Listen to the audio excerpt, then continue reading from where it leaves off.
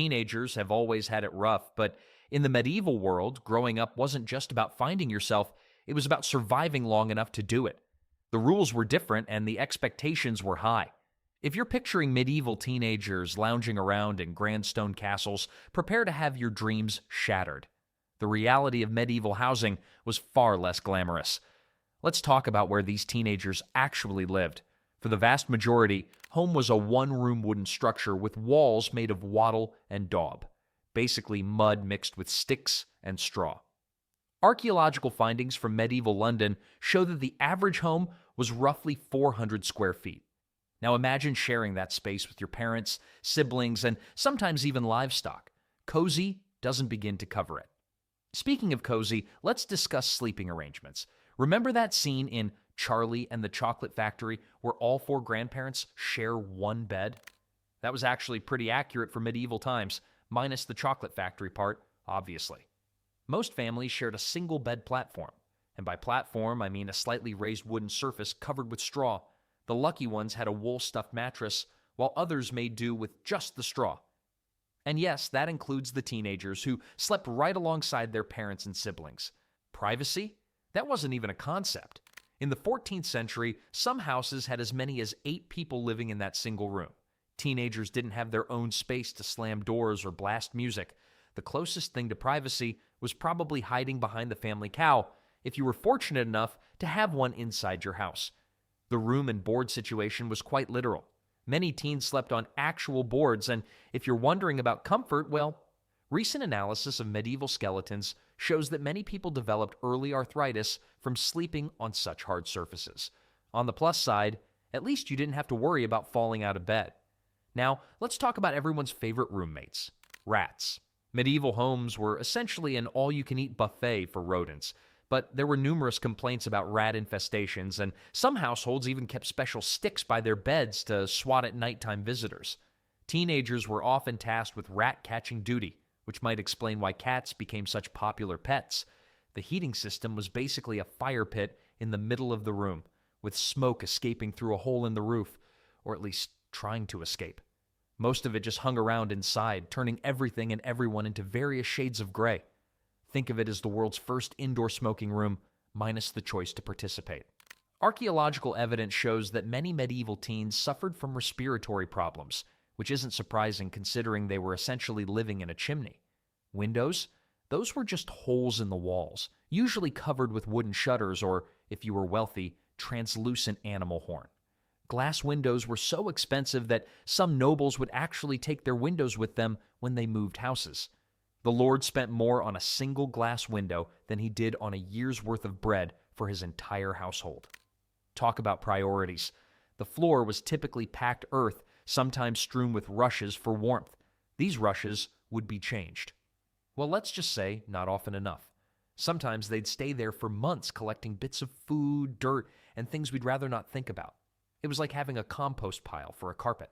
There was a complaint before where a neighbor accused another of not changing their rushes for an entire year, leading to an unbearable stench that affected the whole street. Water was another daily challenge. Most homes didn't have wells, meaning teenagers often had to trek to the nearest water source multiple times a day. But did you know that some people had to walk up to half a mile each way just to get water? That's right, no running water unless you count running to get it. The bathroom situation? Let's just say it was creative.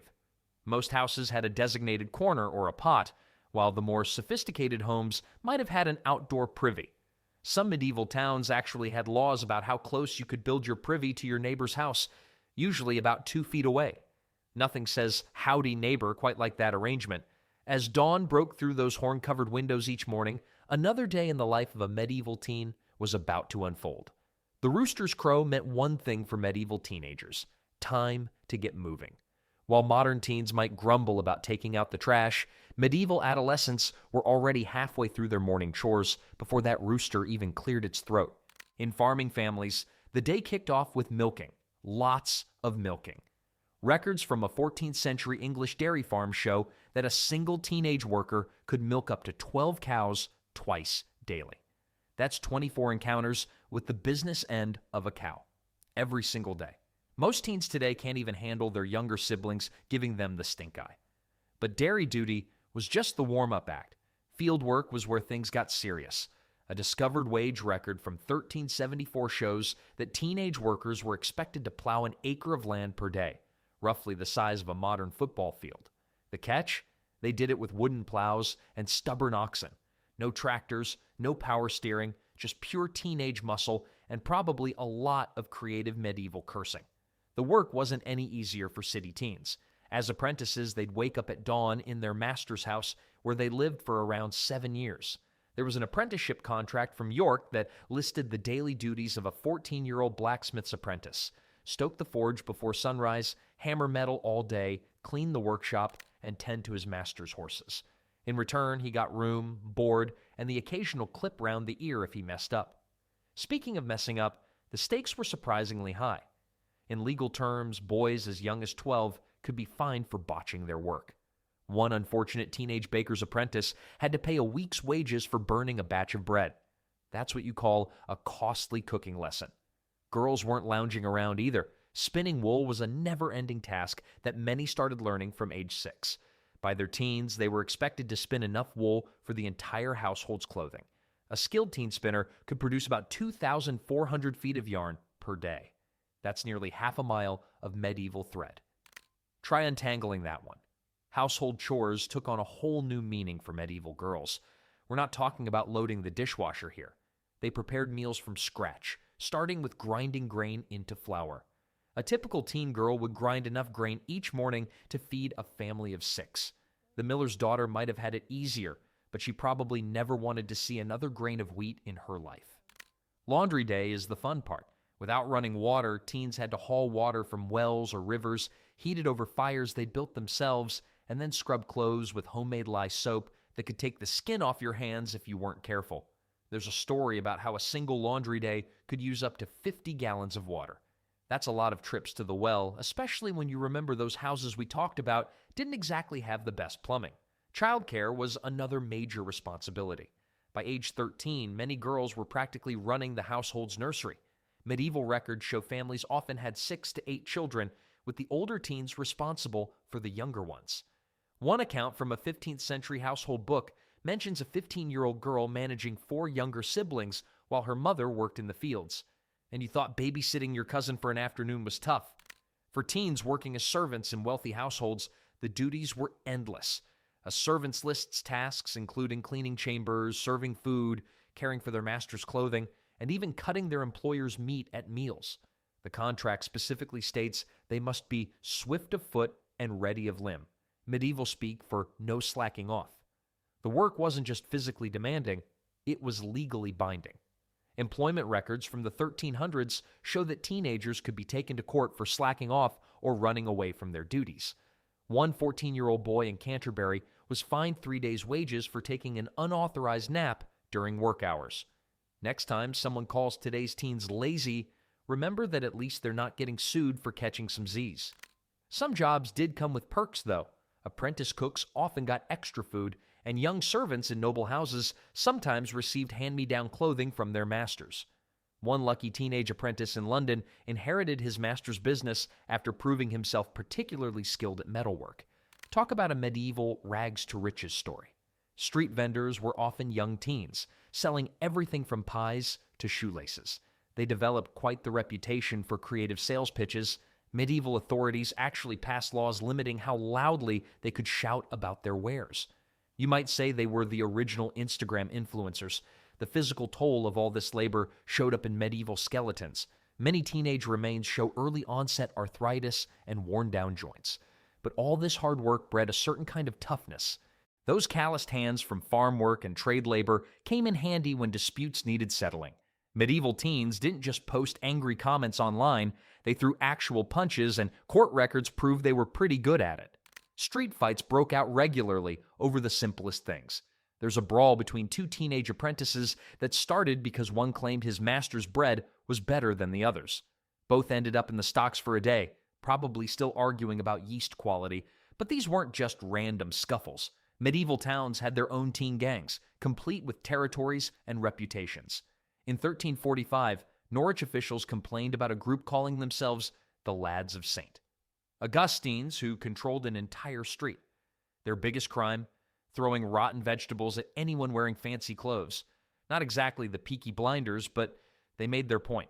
The real action happened at festivals and fairs.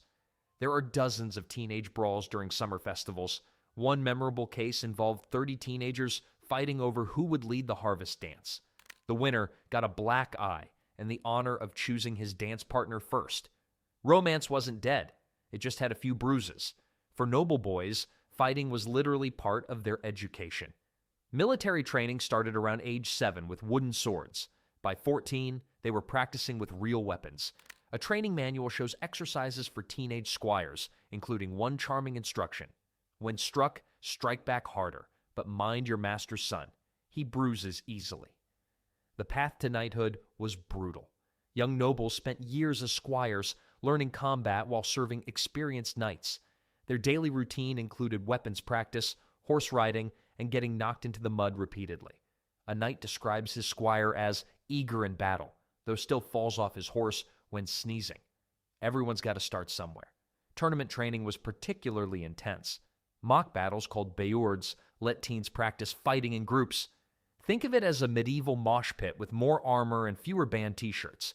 Records show these could get pretty heated, a squire losing 2 teeth during practice. His response? He jumped right back in after spitting them out. But it wasn't all fun and games. When real wars broke out, teenagers found themselves on actual battlefields. During the 100 Years' War, soldiers as young as 15 fought alongside adults. One French chronicle mentions a 16-year-old squire who captured 3 English soldiers. He probably never had to buy his own drinks at the tavern after that. Peasant teens weren't left out of the action. When raiders threatened their villages, everyone fought back. Farm tools became weapons. Pitchforks, scythes, and flails proved surprisingly effective. A manor court roll praises 5 teenage farmhands who defended their village using only harvesting tools and, quote, remarkable aim with horse manure. Town defense was serious business. Many cities required teenagers to practice archery every Sunday. This wasn't just for fun. English law actually banned other sports on Sundays to make sure young people focused on their bow skills. One town's records show they handed out free beer to the best young archers, which probably improved morale more than accuracy. Girls weren't exactly sitting on the sidelines either. While they weren't typically trained for combat, they learned self-defense. In 1401, a teenage girl successfully fought off 2 would-be robbers with a cooking spit. The judge ruled in her favor and suggested the robbers find an easier target, like maybe a bear. Castle defense often fell to the teenagers living there. During sieges, they'd help man the walls, throw rocks at attackers, and run messages between defenders. One castle's account book lists payments to 3 teenage messengers who snuck through enemy lines during a siege. Their secret? Pretending to be simple shepherds, complete with a few borrowed sheep for authenticity. The strangest battlefield advantage? Teenagers' voices. Several military manuals mention using squires' cracking voices to confuse enemy troops about the defenders' numbers. One commander wrote that his teenage troops' battle cries sounded like a dozen cats fighting in a barrel, which he considered a tactical advantage. Even religious houses got in on the action. Monastery records show teenage novices practicing wrestling to strengthen both body and spirit. One abbot wrote that he encouraged wrestling matches because it tires them out enough to sit still during prayers. Medieval problems require medieval solutions. All that fighting worked up quite an appetite, and medieval teens had to make sure they looked sharp. But their fashion choices weren't just about looking good. They were actually bound by law. Yes, you heard that right. Actual laws about what you could and couldn't wear, called sumptuary laws. Break these laws, and you weren't just committing a fashion crime. You could end up paying real fines or even spending time in the stocks. Let's talk about what teens actually wore. For most young people, clothing was pretty basic. Records from medieval wardrobes show that the average teen owned maybe 2 outfits, one for everyday wear and one for special occasions. And when I say special occasions, I mean anything from church to weddings to that rare festival where you might actually meet someone cute. These outfits weren't exactly designer labels either. Most teens wore rough wool in winter and linen in summer, dyed in whatever colors their families could afford. usually browns, grays, or a particularly unflattering shade of yellowish green that came from using onion skins as dye. But it gets interesting when you know how teens are just as creative with their limited options as modern teenagers are with their wardrobes. Young people would add creative patches to their clothes, not just to cover holes, but to make patterns. Some particularly fashionable teens would even trade small pieces of colorful fabric to add to their outfits. Medieval DIY fashion at its finest. In 1387, a group of teenage girls were scolded for trading strips of red cloth they'd stolen from their mother's dresses to make their own outfits more colorful. The world of medieval accessories was surprisingly complex. Belts were a huge deal. They weren't just for holding up your clothes, but for showing off your status. Teens from merchant families might save up for months to buy a decorative belt buckle, while noble teens might have belts adorned with silver or even gold. There's a 16-year-old apprentice who traded 3 months of extra work just to get a bronze-decorated belt. Now, for the noble teens, things were different, but not necessarily better. Sure, they got to wear fancier materials, but they also had to deal with some seriously uncomfortable fashion trends. Young noble girls might have to wear headdresses that weighed several pounds, while boys had to squeeze into tight-fitting hose that probably made sitting down a real adventure. And don't even get me started on those pointy shoes called poulain. Some were so long that you had to tie the tips to your knees just to walk. The color of your clothing wasn't just about personal taste, it was a whole language of its own. Wearing certain colors could actually get you in trouble if you weren't from the right social class. Blue was particularly tricky. Wearing the wrong shade could suggest you were trying to pass as nobility. Did you know that there's a 15-year-old merchant's son who got fined for wearing a shade of blue that was too royal for his station? Speaking of colors, the process of dyeing clothes was an art form in itself. Teens working as dyers' apprentices learned complex recipes for creating different colors. Red came from madder root, blue from woad, and yellow from weld. The most expensive dye was purple, made from thousands of tiny sea snails. Definitely not something your average teen could afford. Some clever young people found creative ways around these restrictions, like using layered fabrics to create the illusion of more expensive colors. Headwear was another big deal in medieval teen fashion. Boys would wear different styles of caps depending on their trade. A baker's apprentice might wear a white linen cap, while a blacksmith's apprentice might have a leather one. Girls had to cover their hair once they reached a certain age, but many found creative ways to make their head coverings more fashionable. Some would embroider the edges of their veils or add small decorative pins within the limits of what they could afford and what the law allowed, of course. The changing seasons brought their own fashion challenges. Winter clothes were layered and heavy, often including fur if you could afford it. Summer was trickier. You had to stay covered up for modesty's sake, even in the heat. Medieval teens developed clever ways to stay cool while following the rules, like wearing loose-fitting sleeves that could be rolled up when no one important was looking. Even shoes told a story about who you were. Most teens wore simple leather shoes, but the style and quality varied hugely depending on your family's status. A farmer's son might wear basic ankle boots, while a merchant's daughter might have shoes with small decorative cutouts. The really wealthy teens had shoes in different colors, an unimaginable luxury for most young people. But looking good wasn't just about clothes. Medieval teens had their own ways of staying clean and fresh, though their methods might raise a few eyebrows today. Forget about your morning shower. Heating water was such a massive chore that most teens cleaned themselves using a method called spot washing. They'd use a damp cloth to clean the visible parts of their body, especially their face and hands. The rest? Well, let's just say their standards were different from ours. Teeth cleaning was surprisingly sophisticated. Teens would chew on fresh herbs like mint or rosemary, not just for fresh breath, but because these plants actually helped kill bacteria. They'd also use rough linen cloths to scrub their teeth and twigs with frayed ends as primitive toothbrushes. One popular dental cleaning recipe recommended mixing ground sage, salt, and vinegar into a paste. Not exactly minty fresh, but it did help fight tooth decay. Hair care was a whole adventure. Teens used herb-infused vinegar rinses to keep their hair clean and fight off lice, a constant battle in medieval times. Noble teens might have access to imported soaps made with exotic oils, but most young people used plain wood ash mixed with fat to wash their hair when they could. Girls would often braid herbs into their hair, both for the pleasant smell and to ward off insects. Dealing with body odor was a creative process. Teens would carry small sachets of dried herbs in their pockets or sewn into their clothes. They'd also rub mint or lavender leaves directly on their skin as a medieval deodorant. Some medieval beauty guides recommended rubbing a mixture of rose water and spices on pulse point.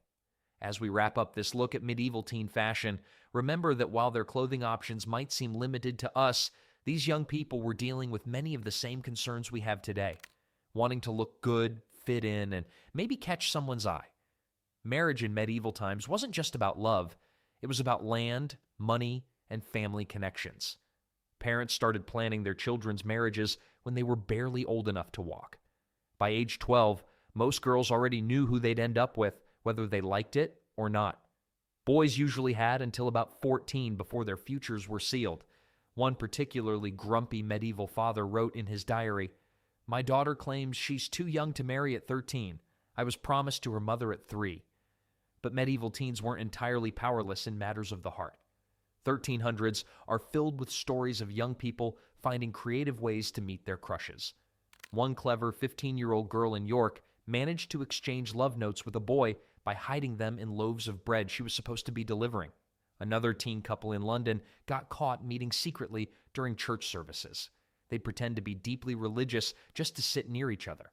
The church actually played a huge role in medieval dating. While parents could arrange marriages, the church insisted that both parties had to agree to the marriage for it to be valid. This led to some pretty dramatic scenes. Records show cases of teens speaking up during their own wedding ceremonies, declaring they'd been forced into it. One bold 14-year-old boy announced during his wedding that he was already married to another, which was news to everyone, including his supposed first wife. The actual process of courtship was surprisingly structured. Noble teens had to follow strict rules about how they could interact with potential partners.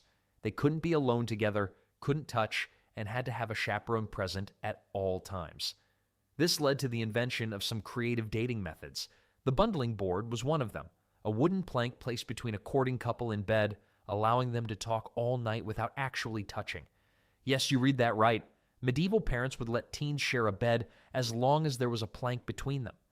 For common folks, courtship was a bit more relaxed, but still had its rules. Village festivals were prime meeting opportunities for young people. Dancing was allowed, but with some interesting restrictions. In some places, teens could only hold hands through handkerchiefs, leading to a thriving trade in decorative hand coverings.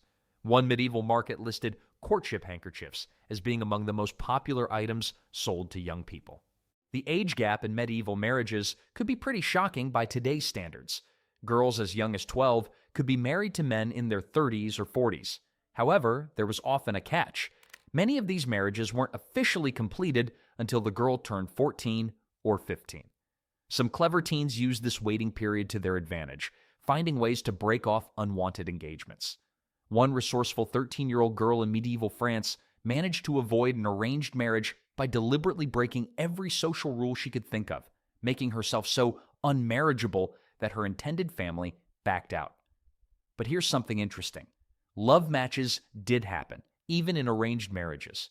Young people often found ways to influence their parents' choices. Some would deliberately run into their preferred partner at social events, creating gossip that would force their families to consider them as a match. Others used more direct methods, like the 15-year-old boy who convinced his uncle to speak to his crush's family about a marriage, making it seem like the adult's idea all along.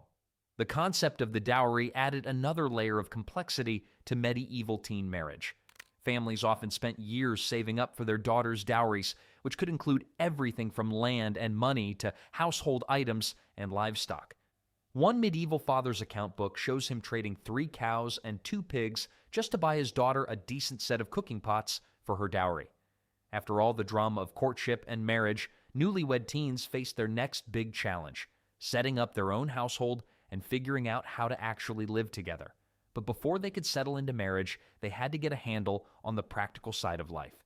But in medieval times, education wasn't something every teenager got to experience. In fact, most teens never set foot in anything resembling a classroom. Learning to read and write, that was a privilege reserved for a tiny fraction of the population, mainly nobles, clergy, and the occasional merchant's child. The great divide between who received education and who didn't was stark and nearly impossible to cross. Imagine being a teenager and your entire future being decided by the accident of your birth. Born to peasants? Your education consisted of learning how to survive through backbreaking labor. Born to nobility? You might actually learn to read, lucky you. About 95% of medieval teenagers received no formal education whatsoever. Instead, peasant teens learned through observation and practice. A farm boy would follow his father to the fields, learning how to plow straight furrows, when to plant which crops, and how to care for livestock. Girls shadowed their mothers, mastering the arts of cooking, cleaning, mending clothes, and managing a household. These skills weren't taught in books. They were passed down through generations by doing. For a select few teens, usually boys destined for religious life, monastery schools provided the closest thing to formal education. These institutions focused heavily on religious texts, teaching Latin, basic mathematics, and of course, theology. The daily routine in a monastery school was rigorous. Wake before dawn for morning prayers, study Latin texts for several hours, practice copying manuscripts, attend more prayers, and continue studying until evening. It's safe to say, students weren't exactly having fun. A monastery in 13th century England described the punishment for boys who failed their Latin recitations. Interestingly, some girls received education in convents was even rarer. These schools taught religious texts along with what were considered appropriate female skills: embroidery, basic medical care, and music. It wasn't exactly Harvard, but it had its perks. For teenagers who weren't nobility or bound for religious life, apprenticeships represented the most common form of education. By age 12 or 13, many boys were sent to live with master craftsmen to learn trades like blacksmithing, carpentry, masonry, leatherworking, weaving, and baking. The apprenticeship contract, often signed by the parents, typically bound the teen for 7 to 10 years. During this time, they received room, board, and training, but usually no wages. Record shows that about 60% of teenage boys in the city were apprentices. Teenage nobles received education designed to prepare them for their future roles in society. Boys trained in what we might call the medieval prep school curriculum: Latin and sometimes Greek, basic mathematics, music appreciation, hunting and hawking, swordsmanship and combat, horsemanship, and heraldry. Think of it as a course in how to be a medieval powerhouse. Noble girls learned a parallel curriculum focused on household management, basic literacy, embroidery and needlework, music and dancing, proper etiquette, religious instruction, and occasionally basic medical knowledge. Only about 2% of medieval teenagers received this level of education. For them, learning wasn't just about knowledge, it was about displaying the refinement expected of their social class. After all, it wasn't enough to know Latin if you didn't also know the proper way to curtsy. Less than 0.1% of all medieval teenagers ever attended university.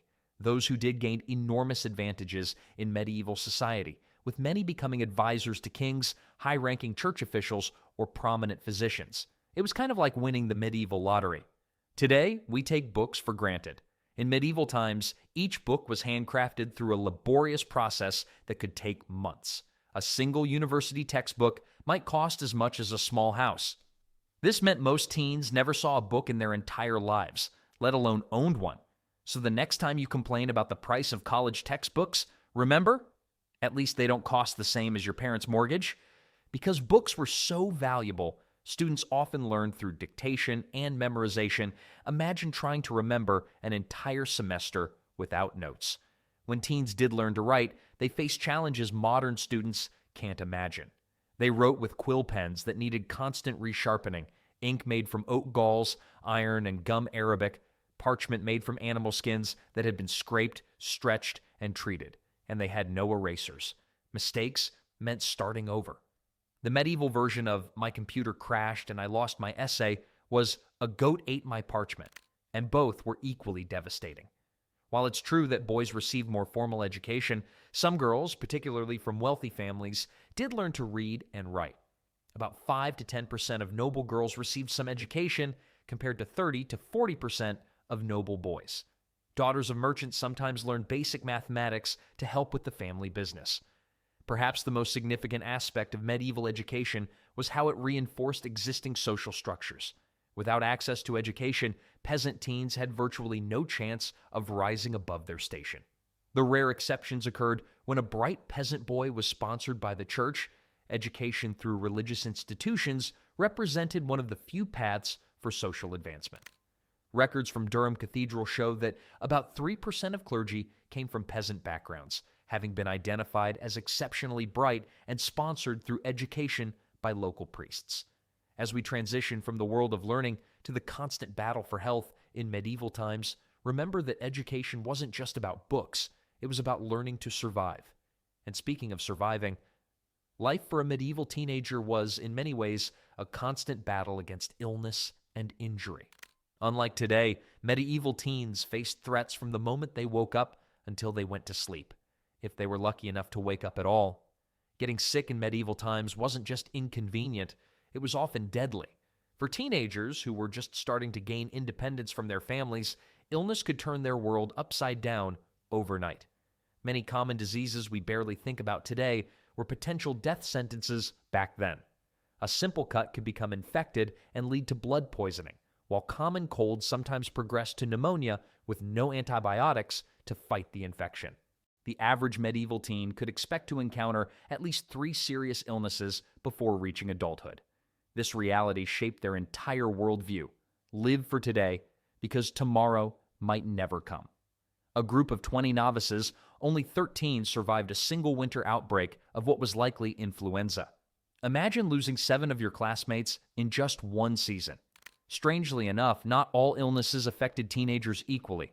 The plague, which devastated medieval populations, seemed to hit older adults and young children the hardest, while many teenagers survived. Meanwhile, a disease called sweating sickness appeared particularly dangerous to healthy teens and young adults. Medical records from Tudor England show that in one village outbreak, nearly every victim between 14 and 21 died, while many older villagers survived. No one knew why then, and historians still debate the reason today. Medieval medical care was a peculiar mix of practical knowledge, religious faith, and pure superstition. For wealthier teens, being sick might mean a visit from a university-trained physician who would examine your urine, check your pulse, and then likely prescribe a combination of herbal remedies and bloodletting. Yes, they would deliberately cut you to let blood flow out, believing this would restore balance to your body. Not surprisingly, this often made patients weaker rather than stronger. Nutrition played a huge role in teen health. While modern teenagers might survive on pizza and energy drinks, medieval teens ate a surprisingly varied diet, if they were lucky. Peasant teens typically consumed a grain-heavy diet based on bread, porridge, and ale. This diet lacked sufficient protein and certain vital nutrients, leading to stunted growth and reduced resistance to disease. Dental health was particularly problematic. Without modern toothpaste or dental care, many teens suffer from painful tooth decay and gum disease. Some clever teens used frayed sticks as primitive toothbrushes and rubbed them with salt or chalk powder to clean their teeth. Others chewed herbs like mint to freshen their breath. But by age 20, the average person had already lost several permanent teeth. A study of medieval skulls found that about 80% of individuals under 25 already showed signs of significant dental decay, and toothaches were a constant companion for many. Then there were the everyday injuries. Modern teens might break an arm falling off a skateboard, but medieval teens faced dangers constantly. Farm teens risked cuts from scythes, crushes from carts, and kicks from horses. Teen apprentices suffered burns, cuts, and mangled fingers from their trades, and teen nobles weren't exempt. Bones found in noble burial grounds show frequent fractures from horseback riding accidents and weapons training. One of the most fascinating aspects of medieval teen health was their remarkable resilience. Without antibiotics or modern medical care, their bodies developed robust immune systems. Archaeological evidence shows that many teens who survived serious injuries, even compound fractures where bones broke through the skin, went on to live normal lives. Their bodies healed naturally, though often with significant scarring and some disability. Girls faced additional health challenges as they entered puberty. With poor nutrition, the average age of first menstruation was around 15 to 16, several years later than today. Pregnancy and childbirth posed enormous risks for teen girls, who often married young. Records from medieval England suggest that for girls under 16, The risk of dying in childbirth was nearly 25%, a terrifying prospect for young brides. Teens attempted to protect themselves from illness in various ways. Many carried pouches of herbs thought to prevent disease. Others wore plague amulets, stones or crystals believed to have magical protective properties. During plague outbreaks, some teens carried posies of fragrant herbs, believing the pleasant smells would ward off bad air that caused disease. This practice inspired the famous nursery rhyme, "Ring Around the Rosy," which described plague symptoms and prevention methods. Despite the constant threat of illness and injury, medieval teens weren't just victims of their harsh circumstances, they developed remarkable resilience, finding ways to make the most of their often difficult lives. Life wasn't all work for medieval teenagers. Despite their hardships, they found creative ways to have fun and socialize. Through their entertainment might shock modern teens who complain about slow internet. Medieval sports were nothing like today's organized games with their safety rules and protective gear. Town football matches could involve hundreds of players, with entire villages competing against each other. The field was usually the space between two villages, and the only real rule was to get the ball to your village's goal. Broken bones were so common that some towns actually banned football, though teenagers usually ignored these bans. In 1314, 47 teenagers were fined for playing an illegal football match that destroyed half a farmer's wheat field. Wrestling matches were another favorite, especially at fairs and festivals. Unlike today's wrestling with its strict weight classes, medieval wrestling was more of a free-for-all. Teenagers would gather in circles, and winners would stay in until defeated. Some matches lasted hours, with participants fighting through exhaustion just for the glory of being the last one standing. There was a 15-year-old apprentice named Thomas Fuller once wrestled for 6 straight hours at a summer fair, beating 20 opponents before finally losing to his own master's son. Talk about an awkward day at work the next morning. Music and dancing played a huge role in teen social life, but not in the way you might think. While noble teens learned proper courtly dances, common teenagers invented their own moves at village festivals. They created elaborate group dances where partners would switch constantly, a clever way to flirt without getting in trouble with watchful parents. Musicians would play on pipes, drums, and an instrument called a hurdy-gurdy. Some teens even formed their own bands, traveling between villages to play at weddings and festivals. In 1389, mentions 3 teenage musicians who were arrested for playing such merry tunes that workers abandoned their duties to dance. Religious festivals gave teenagers rare chances to break normal social rules. During feast days like St. Nicholas Day, teens would dress up and perform in religious plays. Some clever ones used these performances to mock local authorities. After all, who could punish them for playing their parts too enthusiastically? During Christmas, many towns had a tradition called the Feast of Fools, where teenagers could pretend to be priests or nobles for a day. This tradition got so out of hand that by 1431, several towns banned teens from participating, claiming they were more interested in foolery than faith. Taverns served as medieval social media hubs for working teens, especially apprentices. After work, they'd gather to share stories, play dice games, and sometimes plot minor mischief. One popular tavern game involved teenagers trying to steal each other's drinks without getting caught. The winner got free ale, while the loser had to buy a round for everyone. Tavern keepers often complained about teenage apprentices running tabs they couldn't pay, leading to some creative payment arrangements. The streets and markets were the original hangout spots. Teenagers would gather around market stalls, sharing gossip and playing quick games of dice when merchants weren't looking. Some teens became experts at a game called tables and would hustle unsuspecting players. Pranks were a universal language among medieval teens. They'd dress up as ghosts to scare travelers, release animals into wedding feasts, or put grease on church door handles before morning services. One creative prank from 1422 involved 3 teenage boys who trained a pig to run into the town square every time the church bells rang. It took weeks for adults to figure out why this kept happening. While these pranks often led to punishment, they also show how teenagers found ways to rebel against authority and express themselves. While medieval teens created these moments of fun and connection, these precious moments of joy and freedom never lasted quite as long as you'd expect. The leap from teenager to adult in medieval times wasn't so much a leap as it was a sudden shove off a cliff. One day you're playing games in the village square. The next, You're running an entire household or heading off to war. Medieval society had no time for what we call finding yourself. By age 14, you were expected to be found, settled, and already hard at work at whatever life had in store for you. Take Thomas of Norwich. At just 14, he inherited his father's blacksmith shop after a sudden illness took his old man's life. It shifts dramatically from complaints about his father's strict rules to worried calculations about iron costs and apprentice wages, all in the span of a week. His last entry as a child mentions stealing apples from a neighbor's tree. His first entry as an adult details his concerns about feeding his 5 younger siblings. Girls often faced even more abrupt transitions. In 1415, a merchant's daughter became the lady of her own household at 14 through an arranged marriage. Within a year, she was managing servants, organizing household accounts, and preparing for her first child. Her childhood trinkets were replaced by household keys, which she wore at her belt as a symbol of her authority, the medieval equivalent of being handed the keys to your life, ready or not. For noble teens, the transition often came with a ceremony, knighthood for boys, marriage for girls, but that didn't make it any easier. Young knights in training would spend their 14th year learning the harsh realities of medieval warfare. A 14-year-old squire's first battle where he had to help collect the dead afterward. He wrote that his hands shook so badly he could barely hold his sword, but no one offered him comfort. He was considered a man now, after all. The law itself treated 14 as a magical number. Boys could legally inherit property, sign contracts, and be held fully responsible for crimes.